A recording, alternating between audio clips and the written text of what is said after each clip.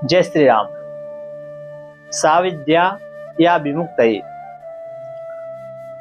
ऋते ज्ञानान्न मुक्ति, जो हमारे भारत देश की प्राकृतिक जलवायु है, भाषा है, वेशभूषा है, जन्मभूमि है, अपौरुषेय ग्रंथ हैं, तीर्थ हैं, नदी हैं, ऋषि मुनि हैं और भारतीय संस्कृति है, मानवता है। इन सब को छोड़कर हमने सब कुछ अपने जीवन में बदल दिया।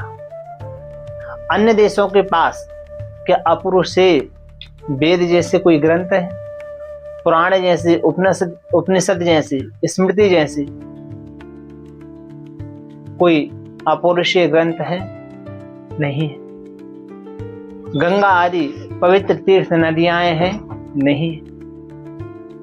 हमारे भारत में बड़े बड़े ऋषि मुनि हुए, उन्होंने अपनी जीवन को सनातन के लिए, हमारे लिए रखा, जिया, खुद कष्ट सहकर इतने ग्रंथों को लिख दिया महाराज कि एक व्यक्ति अगर अपने जीवन में अगर ग्रंथों का स्वाध्याय करता रहे तो जीवन कम पड़ जाएगा, पर स्वाध्याय ग्रंथ इतने हैं कि वो कभी कमी नहीं आएगी।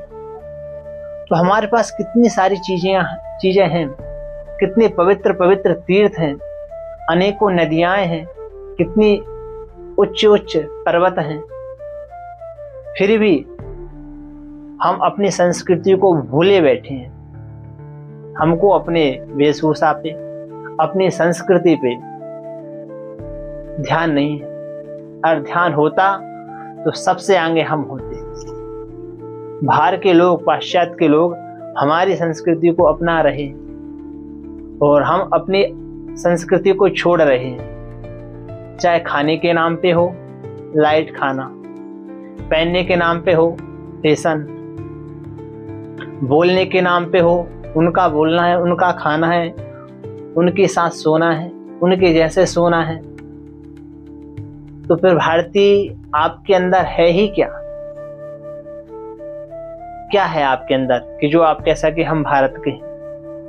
आपने अपने आप को पूरा, भारत की आपके पास शिक्षा व्यवस्था नहीं, भारत का आपके पास रहन सहन नहीं, भारत का आपके पास खाना पीना नहीं है, भारत का आपके पास पहनना नहीं है, सारा चीजें आप बाहर से कॉपी कर रहे हैं।